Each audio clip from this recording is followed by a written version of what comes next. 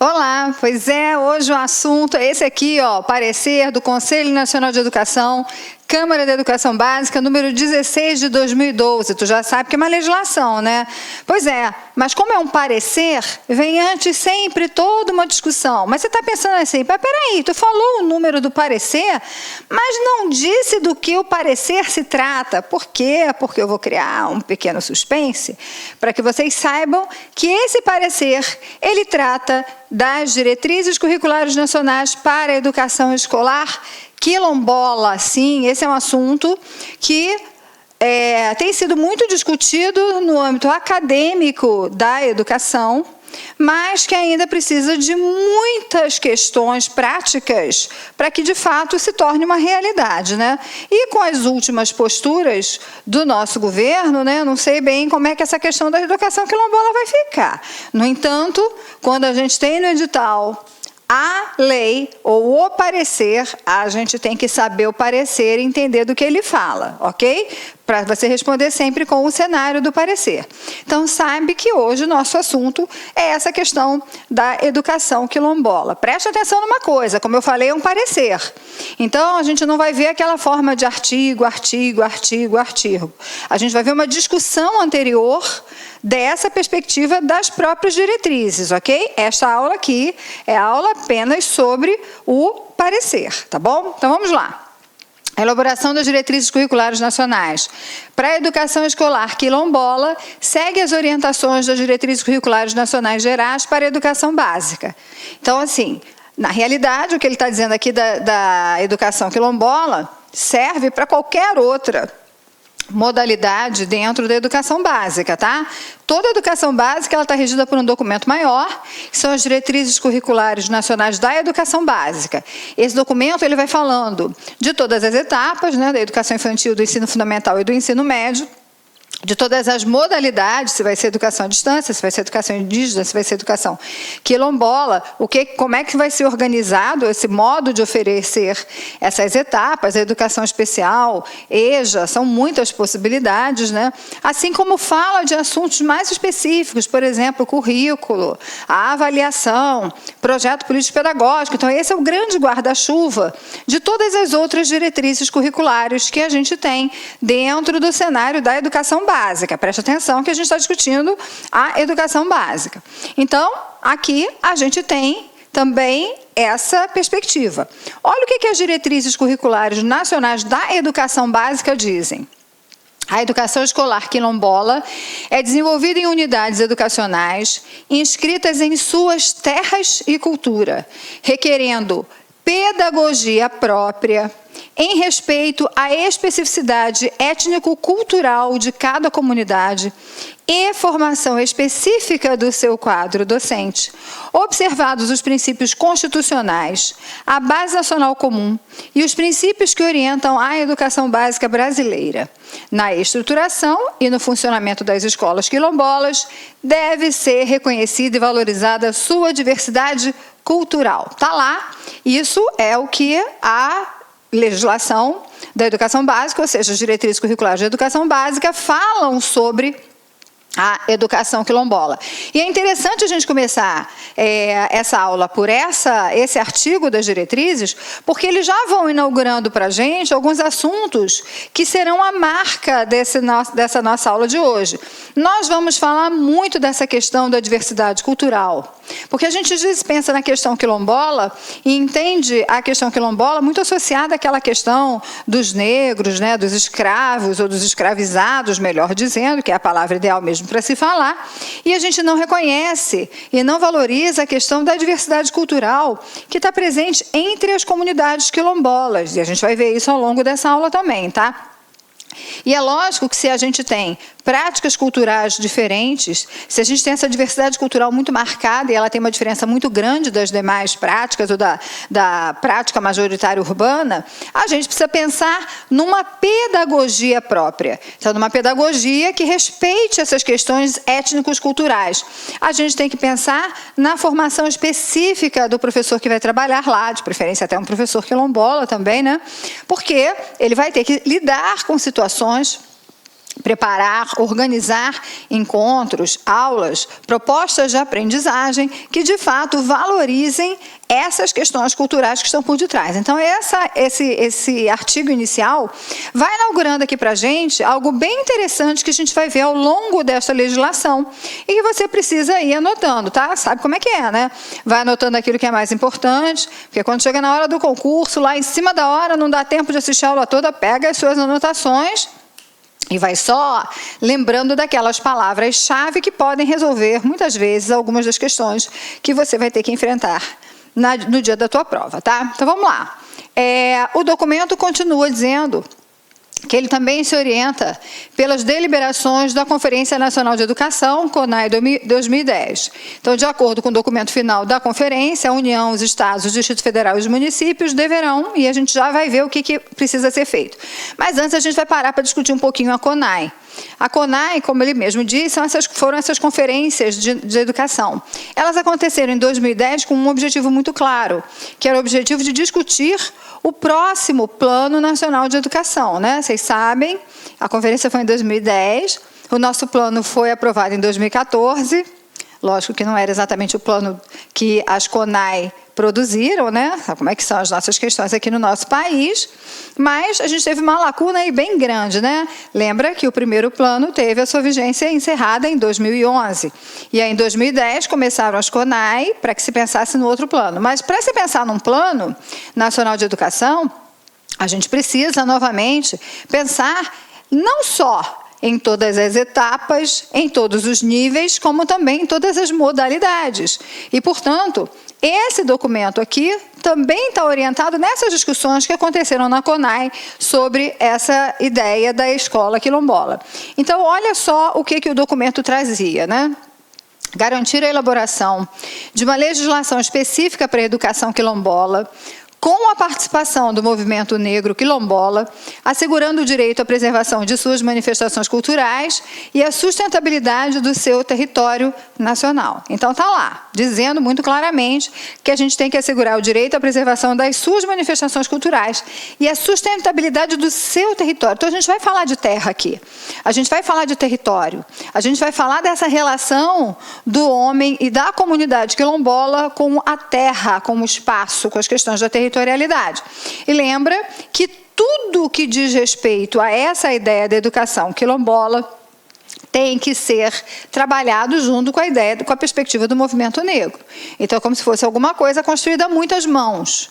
Ninguém pode determinar de fora como a educação quilombola vai acontecer. Precisa ser algo construído coletivamente.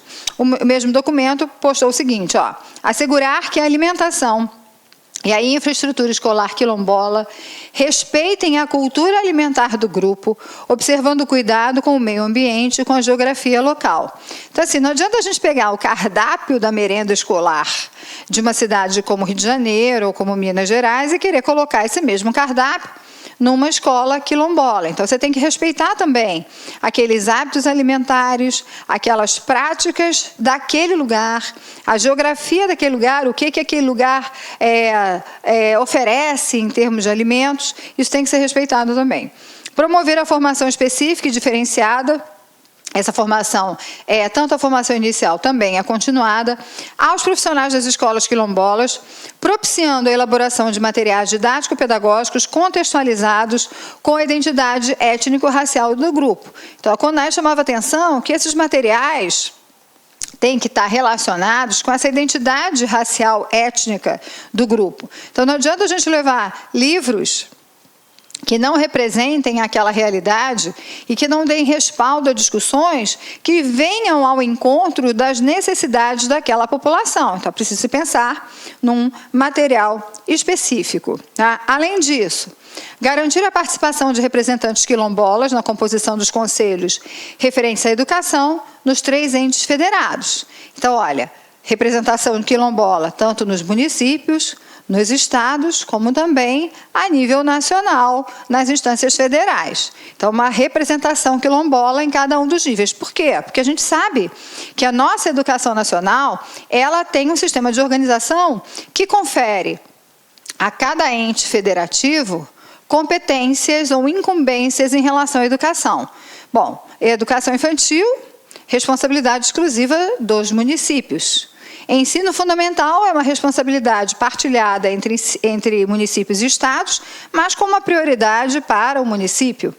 Ensino médio é uma competência exclusiva dos estados. E a educação superior, e aí você vai dividir se ela é privada, se ela é pública, bom, mas de uma forma geral, ela está sob a responsabilidade do Sistema Federal de Ensino, ok? Então, a gente precisa pensar que essa representação precisa estar presente em cada um desses entes federativos para que a educação quilombola possa ser representada quando as discussões forem a partir ou sobre a educação infantil ou sobre o ensino fundamental e assim por diante.